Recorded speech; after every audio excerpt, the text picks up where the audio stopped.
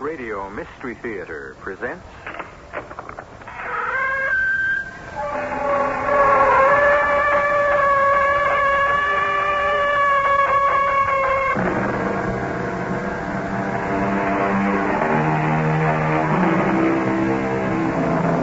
Come in. Welcome. I'm E.G. Marshall. This is an unusual story about an unusual grandmother who, without really being able to explain it, performed an act of the supernatural. Yes, supernatural, because sitting in her room in a nursing home, working on a needlepoint portrait of her old house, she somehow brought her son to his senses and created peace where there was chaos. It began in the strangest way. Nell Atterwood's grandson, Rick, 25, was paying her a visit at the home. What's that you're working on, Grandma? A picture of my old house. Oh, a copy of the needlepoint in Dad's living room. More or less.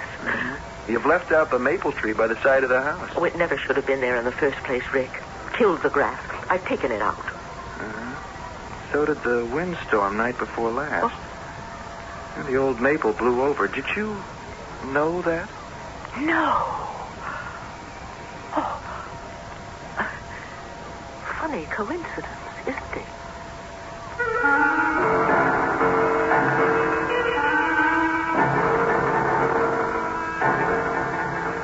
Our mystery drama, Wishes Can Be Fatal, was written especially for the Mystery Theater by Roy Windsor and stars Carmen Matthews.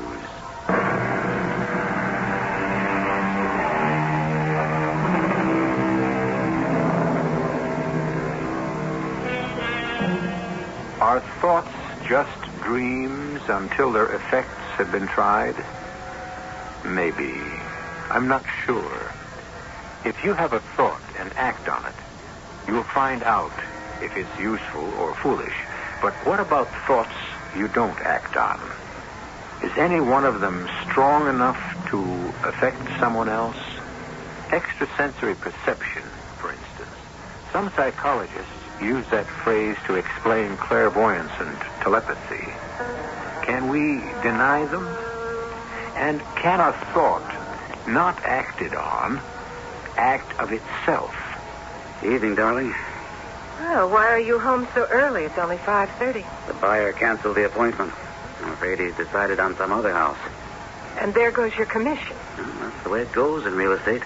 We could have used that money. I know it. We're overspent.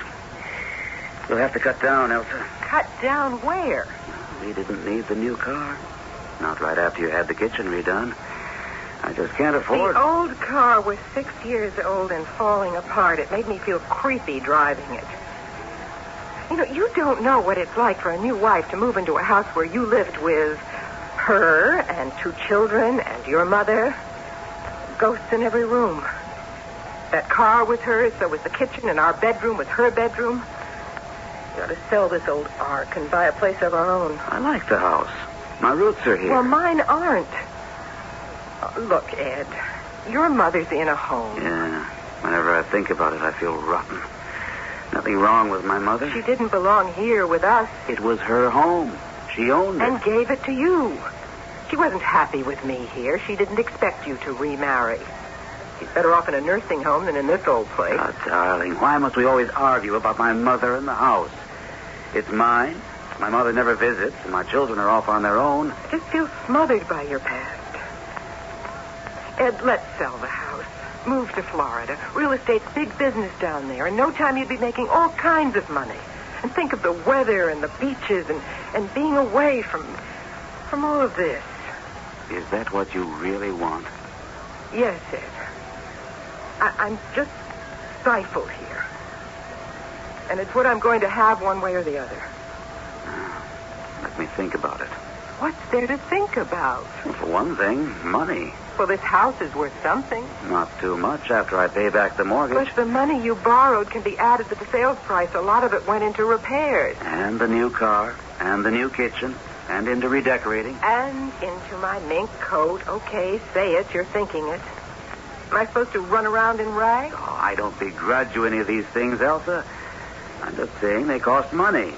And I'm just not selling enough to keep up with the expenses. Well, ask your mother to help out. Ask my mother? Why not? She's still got a substantial income from stocks and savings. After giving me the house, you want me to ask her for more help?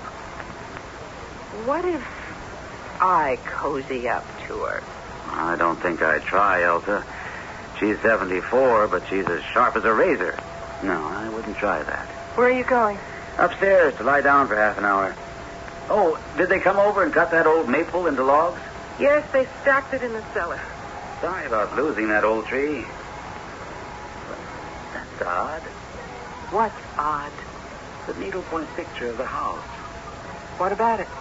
I could swear that when my mother made it for us, the old maple was right there. It's gone. Well, you're mistaken. If it was there, how could it not be there now? The real maple's gone, blown over by the wind. And the maple in the picture is now gone. I find that very strange.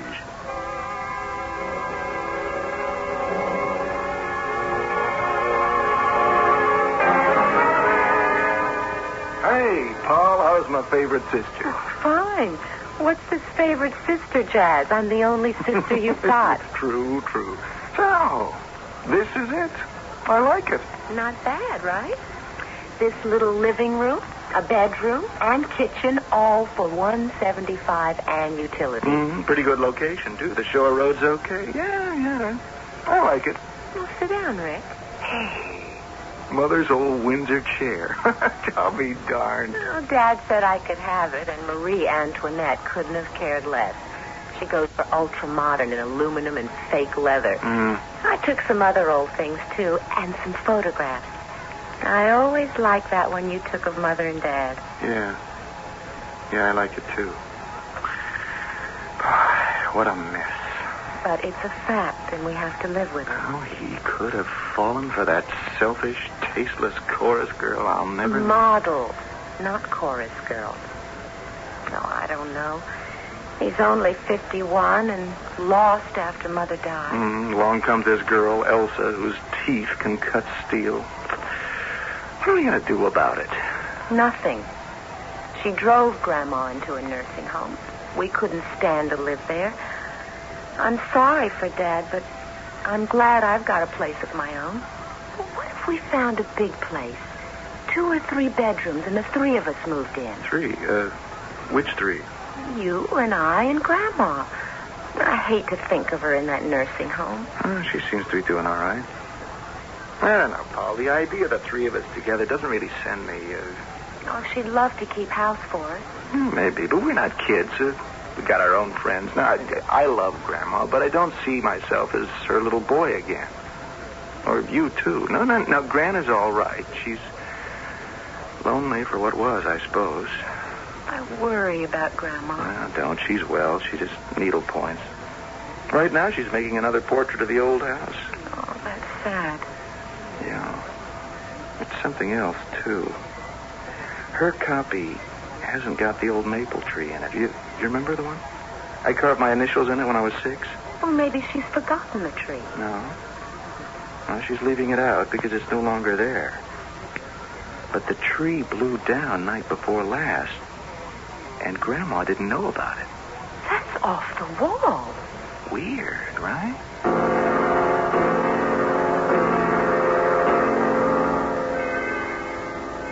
How are you, Mother Atterwood? Elsa, what an unexpected surprise. Do sit down. Oh, thank you. Well, how are you, my dear? Quite well, thank you. Ed sends his regards. Well, that's very nice of my son. And how are you? No complaints. This is a nice nursing home. Old folks' home, I should say. Not many need nursing. I managed to fill my time and get outside whenever I want a change of scenery. I went into the city last week with a friend and had a glorious time last Wednesday. Took in a matinee and had supper at a very good Italian restaurant on 53rd Street. Sounds wonderful. Theater, dinner. We haven't been in the city since before Christmas. Can't afford it. Oh? I thought Ed was doing quite well. Not well enough to keep up with expenses, and we've had a lot of them lately. I even suggested he sell the house and we move to Florida. Oh, and you like that? Oh, I'd like anything better than being cooped up where I am. Then I think that that's what you ought to do. Sell and move. You mean that? Of course. I don't say what I don't mean, Elsa. You know that. Well, Ed's reluctant to be so far away from you and his children. Oh, I'm content. And the children are hardly children. Rick's 25, and Polly, let me see, no more than 23. Tell Ed not to let us stand in his way. He's begun a new life with you. Well, I'm surprised to hear you say that. You're much happier with me here and with Rick and Polly elsewhere. Isn't that true? That's a harsh way of putting it. It's not sentimental, if that's being harsh. If we sold the house, a lot of the money would have to be used to pay off our debt. I'm surprised you have debt. Oh, we've got a list a mile long. And when they're paid off, there won't be much left to start a new life in Florida. So, I wonder I think not, Elsa. Why not? Ed's your son. And you have more money than you'll ever need. He's also over 21. If he's been imprudent, he'll have to economize. But we can't go to Florida with just a few $1,000. Florida isn't going to run away. Get out of debt, and it will be waiting there to welcome you. You wouldn't consider... My dear Elsa, under no circumstances whatsoever.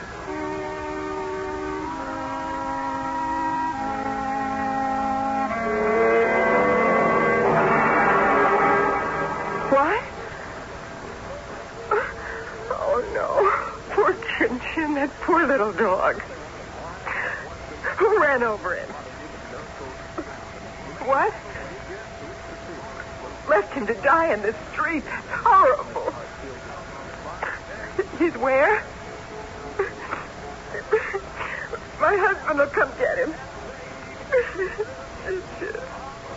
Oh, poor Chin. Hey, what's the matter, darling? Here, hang up the telephone. Oh, and someone ran over Chin Chin and killed him and left him to die in the street. Oh, I'm so sorry, darling. I really am. Please don't cry. You hated Chin Chin. Now, how can you say that? You called him a nasty little mob. I liked him. Where is he now? It's a humane society. I don't want him destroyed. We'll bury him in the backyard. All right. I'll drive over there now. Will you be all right? I will never be all right. First, your rotten mother. Now, watch it, Elsa. She is selfish. I told her our plans, and she said that under no circumstances would she help us. And she's quite right. We're stuck right here until I get us out of debt. But I don't want to stay here. She's a selfish, nasty old woman. I'll be back soon. Well, I'll be darned. Elsa, come here. Look at the needlepoint picture. That miserable thing. I hate it. When my mother made it for us for a wedding present, she put Chin Chin in it. Down here in the middle of the front lawn. Do you remember that? Yes. Well, where is Chin Chin in the picture? Gone. He's gone. Chin Chin is dead and his picture is gone. Get that thing out of the room before I destroy it. Get it out or I'll destroy it.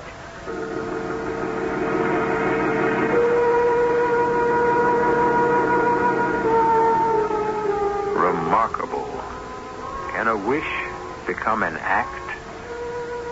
In what other way can we explain that as old Mrs. Atwood makes a copy of her original needlepoint portrait of her former house, omitting certain items from the copy, those same items disappear from the original? Even more remarkable is the terrifying disappearance of the real items, the tree and the Pekingese dog. More when we continue with Act 2.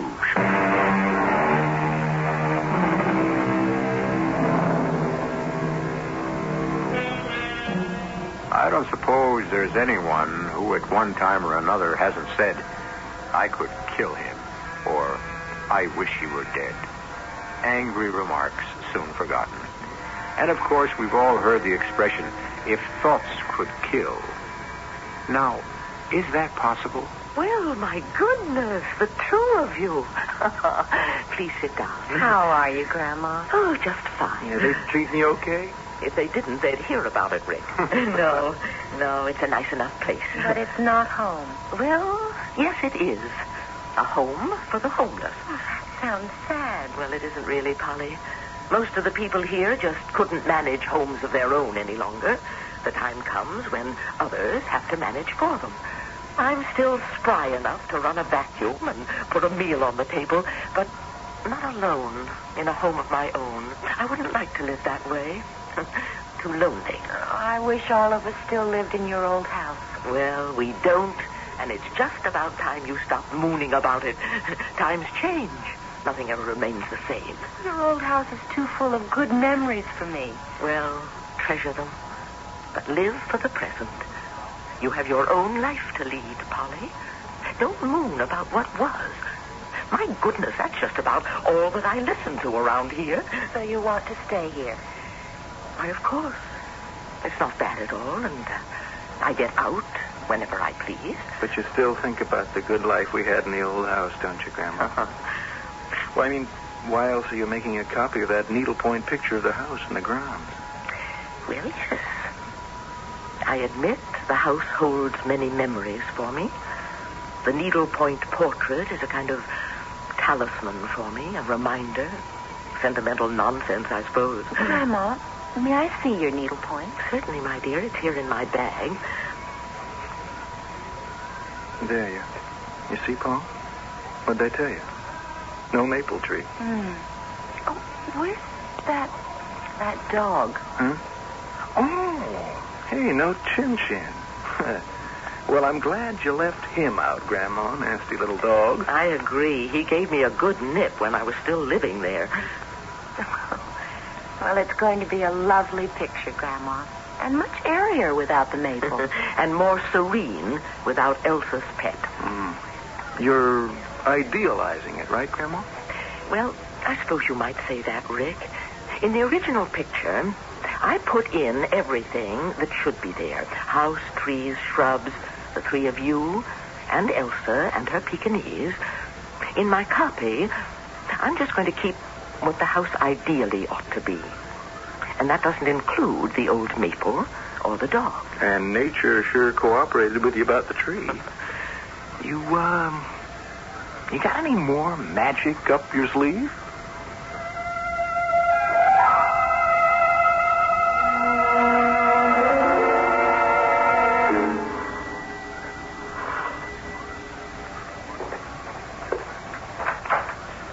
Rick, well, nice to see you. Hi, Dad.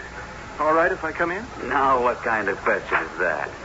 Well, you might be busy. Come in. That's not what you meant, Rick, is it? But sit down. Can I get you something? No, thanks. Is Elsa at home? She's upstairs. Very upset.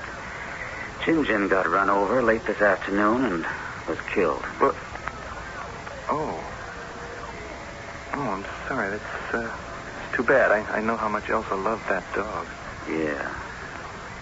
Well, how come you decided to stop by? I was in the neighborhood. Polly and I had a visit with Grandma, and I just kind of naturally drifted down here. How is Grandma? Sharp as a tack. You ought to visit her more often, Dad, if you don't mind my saying so. I guess Elsa paid her a visit today. Yeah. I asked her not to. I knew what would happen. Your grandmother tell you why Elsa came to see her? Polly and I kind of dragged it out of her, something about money. Yeah. I'm in debt. And it's my own fault. She's done enough for me. I'd never ask her for another cent. Yeah. I see the old maple's gone. Yeah, we had to cut into logs and store it in the cellar. Mm-hmm. And Chin-Chin's dead. That's right. What's that about Chin-Chin? Oh, hi, Elsa. Darling, you ought to be resting. How can I sleep when all I can think about is that poor little dog? He was killed this afternoon, Rick. Yeah, so Dad just told me. Sorry, Elsa. Thank you. But you didn't like him. Nobody liked him except me. And your grandmother hated him. I know. That's what's funny. What's funny? Well, the old Mabel blows down, and the dog dies. Have you had a careful look at the needlepoint picture of the old house? We're going to destroy it. The tree and the dog both are gone from it, as if somebody had just picked out the stitches. Have you gotten rid of it, Ed? It's in the cellar. I want it burned before something else happens to it. Darling, what has the picture got to do with what's happened? Everything. There is something evil about it. Can you explain how you can take a tree out of a picture and then the real tree blows over? I'm going down in the cellar and cut the thing to pieces. Don't do that, Elsa. No, I can't explain how the picture changes and predicts the future. But don't destroy the picture. It might tell us what will happen next.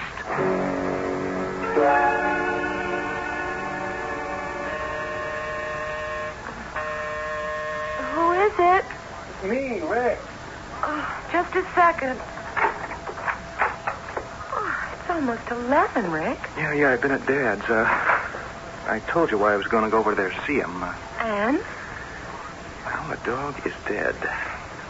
Elsa's darling little Chin-Chin was killed late this afternoon. Oh, that's far out, Rick. That's just what it is, far out. Grandma sits over her needlepoint like Madame Defarge over her knitting, recording everyone headed for la guillotine. Oh, that's weird. It scares me stiff. What are we going to do about it? Well, did you tell Dad that Grandma is making a copy of the original picture of the house? I was going to, but Elsa's so crazy angry about the dog. Who knows what she might do? You mean like going after Grandma? Sure. That doesn't make sense. A tree can blow over, a dog can die, but who's got the power to make these things happen by changing a picture? Well, we're in the original picture, Rick. So is Dad. And Elsa. Yes. We have to tell him. Him or Grandma. Maybe we should ask her what she's up to. Well, I thought you did. Didn't you ask her how come she took out the tree and it blew over? Didn't she say coincidence? That's what she said. But I don't believe it. Well, you think she's flipped out? No, but she's found some crazy power that's made her deadly. What power? Who knows? Maybe some kind of voodoo, needles stuck into a doll. Oh, you don't believe that kind of stuff, do you? I'm ready to believe just about anything. What time is it? It's too late. I can't visit her now. Well, what about Dad? Well, if Elsa's asleep, I'll speak to him. Not if she's awake. If she suspected the truth, she'd be dangerous.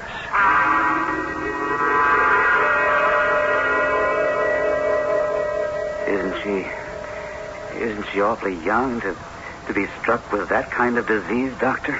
Elsa tells me for over a year she's had aches and pains. She hasn't been very good about physical checkups. And would have spotted the condition long ago. Well, will she be crippled?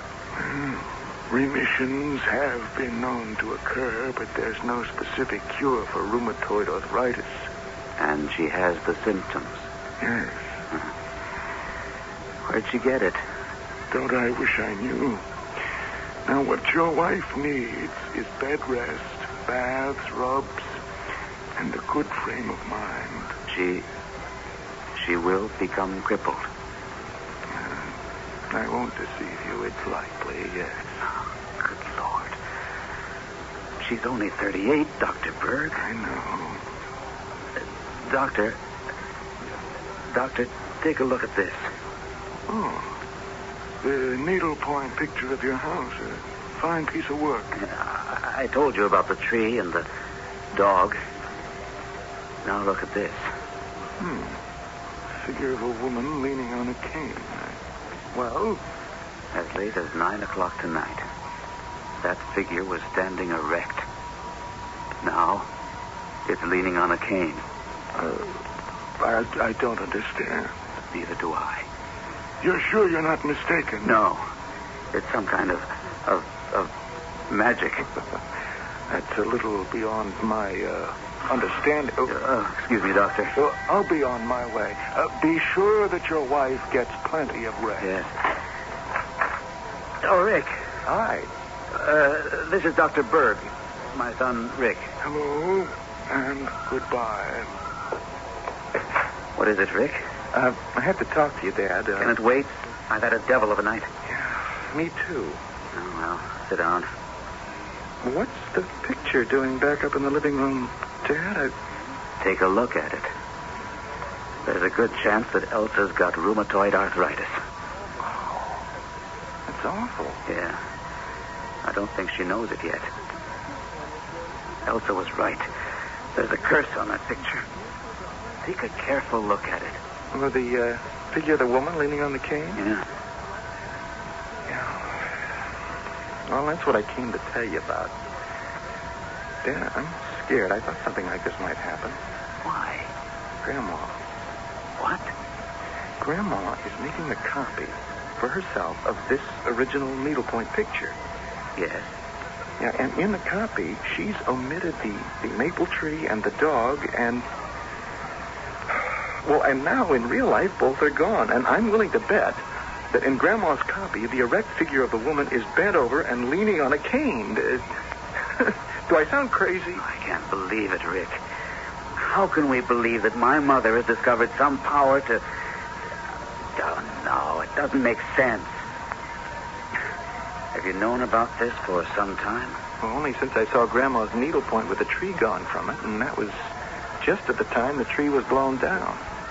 I saw her tonight, and the dog was gone, and now Chin Chin is dead. This is beyond sense. Dad, I wouldn't tell Elsa. No, I suppose not. I think if she can move, she'd want to kill my mother. I almost feel that way myself.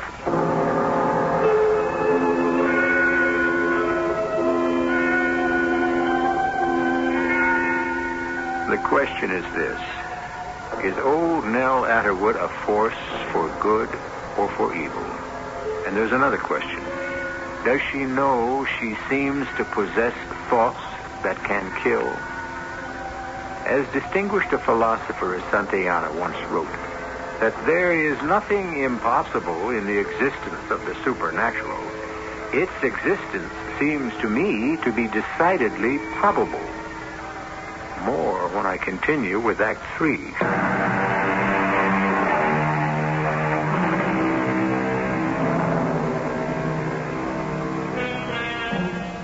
Dreams are trips into limbo. Many are fantastic, but most of them are remembrances of highlights in our lives, of narrow escapes, of triumphs, of pleasures that are still vivid in our minds. And the good dreams are a storehouse in each of us, which is a safeguard and guide in our daily living. But is the strength of any remembrance strong enough to be lethal? Is Grandmother Atterwood a killer? What have you been doing, Mother? Good morning, Ed. Rick? Hi, Grandma. I don't see you for months, and you greet me with, what have I been doing? Well, what I've been doing is living here at the home, minding my own business. You've been needle-pointing a copy of the picture of the house you gave me and Elsa for our wedding present. Along with the house, let's not forget that, Ed. Yes, I have been making a copy of the old house. And killing a tree and a dog, and inflicting rheumatoid arthritis on my wife. You sound addled. I kill a tree and a dog and injure Elsa. That's preposterous. May I see the needlepoint? I think not. Are you afraid to show it to me? Not for myself, no.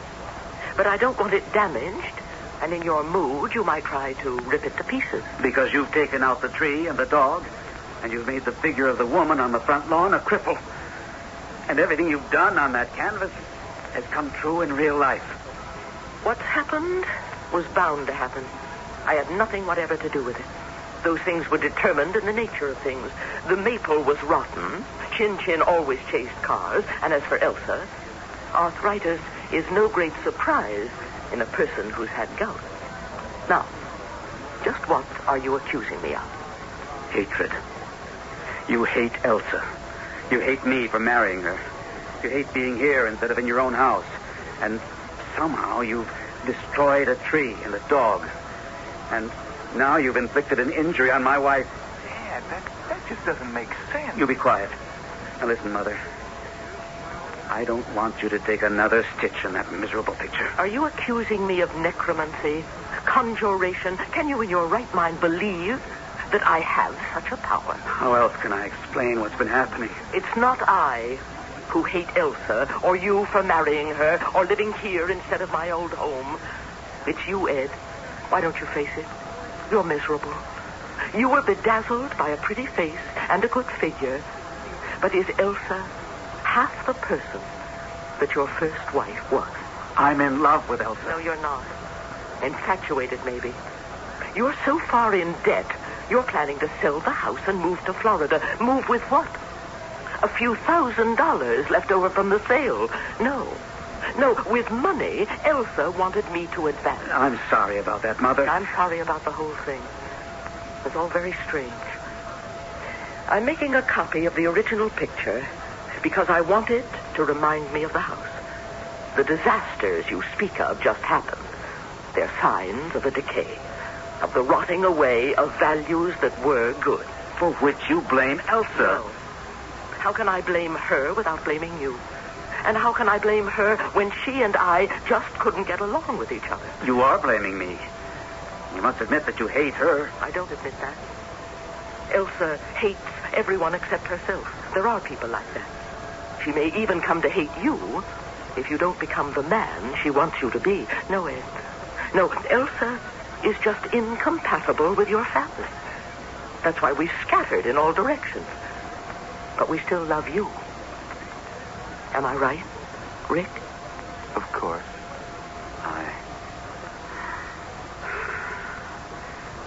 I'll be going along to work. I'm sorry about the things I said. Ed, let me explain something. You know that figure leaning on the cane? Yeah. I am that figure. No. Are you crippled with arthritis? I will be. Now, here's what I intend to do. I'll take out that figure and stitch in a new one of a person who is erect and without a cane. Let's see what happens next.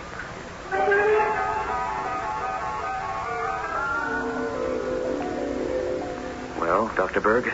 Your wife is much improved. She still has pain, especially in the right hip, but she can move around. Remission? No, Mr. Atterwood, not this quickly. Arthritis, it doesn't go away overnight. I learned just now she has had a history of gout. It's an allied disease. But she can get around. Oh, yes, for a while. How long, I could not say. I've prescribed for her, and she'll get relief. Wow, that's good news. Oh, darling, how are you? Better. Dr. Berg's been wondering. Thank you. I'll be on my way. I can see myself out. Good night, and thank you. Ed, I've got something to tell you. Sit down, darling. I hope you'll understand. I'm leaving. I see. I have some friends in Pompano who'll take me in for a month or so until I find a place to live. You made up your mind? Your mother made up my mind. After what you told me about that needlepoint of hers, I'm not safe in this house. That old witch killing my dog. Chin Chin chased cars and got run over. Not until she took his picture out of the needlepoint. She's in league with the devil. Look, I'll put the house on the market, and we'll move... No. Stay here. This is where you belong. Not with me. I want to be free of you and your family.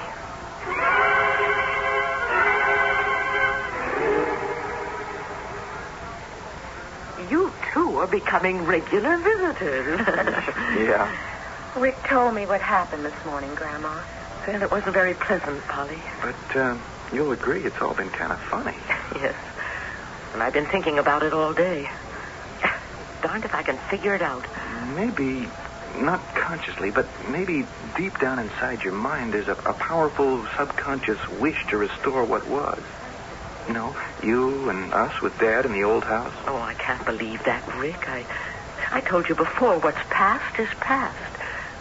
I did make the change in the needlepoint. Is it just about complete? Just about. Here, take a look. Oh, it's just lovely. Thank you. Grandma, that change in the needlepoint you were making, Rick said you told Dad you'd take out the figure of the woman with the cane and put in one of a woman standing erect. Yes. Substituting Elsa for me. Elsa upright. I was the figure with the cane. Well, where is the figure? Pardon? There's no figure of the woman in the picture at all. Just Dad and Polly and me. Let me see that. Oh, saints above. You did sew in the new figure. As I sit here before you, I picked out the stitches of the other figure and... well, this is incredible. Now, what could have happened to the new figure? And what could it mean? Maybe we'd better telephone Dad and... Yeah, let's go over there, Polly. I smell trouble.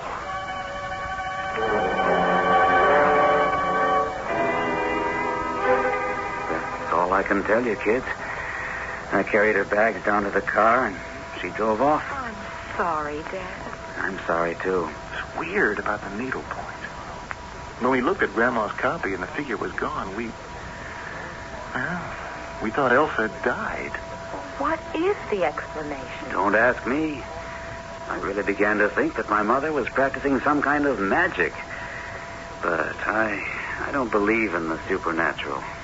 Look, why don't you sell the house and go after Elsa? You love her, don't you? I thought I loved her. She's a beautiful woman. But she's been slipping away from me for the last couple of years. What did your grandmother say when she saw the figure missing from her copy of the picture? She was bowled over. I wish I could explain it. None of this makes sense. Unless you believe in some superpower that decreed these things should happen. And that's beyond me. When I mentioned them to Dr. Berg and showed him the needlepoint, he gave me a very funny look. Said I'd imagined all of it. I wish I had. Have you destroyed the original picture? No. And now I'm not going to. It's leaning against the wall behind the sofa. I'd like to take a look at it. Dad, now what are you going to do about dinner? Why don't the three of us go out? I don't like to think of you here alone. That's thoughtful of you, pal. But I'd like to be alone. I've got a lot to think through. You are not going to believe this. Either of you. Take a look at the original picture. Why?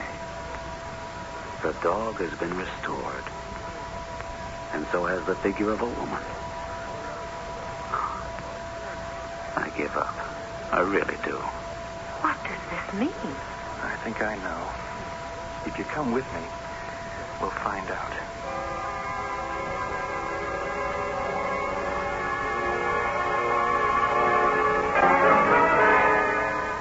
This is madness, Elsa.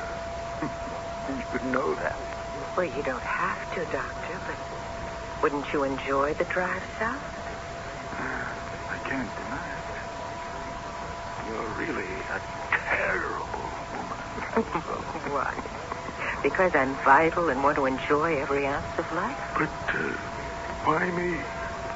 You're not unattractive, Doctor. And being a doctor, you'd be able to look after me.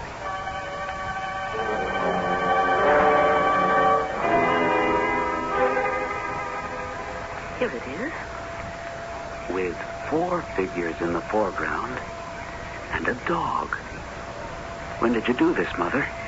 Well, I worked on it all day, but I don't think that will restore Elsa to you, Ed. You say she's left. Yeah. Just about the time her figure disappeared from this copy of the picture of the house. Explain the dog, Grandma. Well, as I told you, The house was to be an ideal house. It needs a good dog. And then there you are, Ed, and here are Polly and Rick, with your wife dead and with Elsa having run away. The place needed an older woman to kind of hold it together. So that's you in the picture, right? Yes. It doesn't mean I'm back there in the house any more than you or Polly are, Rick. It's just a picture of a reasonably happy group, and it gives me pleasure to look at it, that's all. No magic. No. All the magic went out of it when Elsa moved in. She wasn't entirely to blame. She wanted things her way. You made it possible for her. And drove you into this place, and Polly and Rick out on their own, and me into debt. Regret is a hiding place, not a sanctuary. What happened to you is regrettable because you say it is. But if you don't put your regrets aside, you won't have a tomorrow, Ed. And what I want for tomorrow is to have you move back into the house with me, Mother. And Polly and Rick, too. Is that what you really want? Now? Yes. And I'll tell you something. It will hurt, but you'll find it out sometime. So you may as well hear it from me. Dr. Berg, who attends us here, is driving south for a week. He's not going alone. He's chauffeuring a patient of his who has shown signs of rheumatoid arthritis. He's been interested in her for a long time. You're implying... I've suspected it. So I did try a kind of magic to save you and your sanity. Then all this really was a supernatural phenomenon? You might call it that. Well, what do you call it? I think I call it love.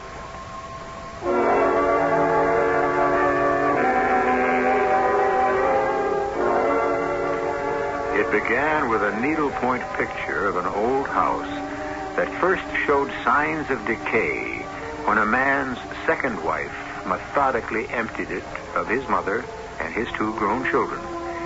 It was restored when love, apparently helped by some strange magic, made an ideal copy of the picture, and events followed that restored the impetuous man to his senses. Did Nell Atterwood possess supernatural powers? She denied it.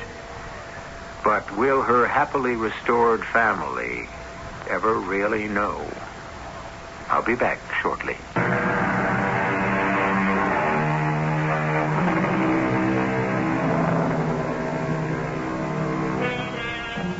A bad apple can spoil a barrel. There are persons like that. Those who don't fit into society because they're self-centered, unapproachable, and defensive. Such a person was Elsa Atterwood. She almost squeezed the life out of the family that adopted her, but not quite. Our cast included Carmen Matthews, Terry Keane, Gordon Gould, Jennifer Harmon, and Russell Horton. The entire production was under the direction of Hyman Brown. And now, a preview of our next tale. Well, the words were, "Don't worry, Nan, I'm all right. Don't worry. Love, Jim." And those sentences ran across the bottom of the screen. Yes, time after time, half the evening long. I telephoned the TV station, but they thought I was some kind of a nut. Did your daughter see the sentences? No? And she was watching with you and she can read? Yes. I know it sounds incredible, Major Wayne. I have no reason to disbelieve you, Mrs. Archer. Well, what the devil do you make of it? I don't know quite what to say. I don't want to give you hope, but I think that James Archer, voluntarily or by force, has been transported from the Earth to some planet beyond sight and comprehension. Radio. This is E.G. Marshall inviting you to return to our Mystery Theater for another adventure in the macabre. Until next time, pleasant dreams. You've been listening to the OTR Gold Network. Find more classic radio at otrgold.com.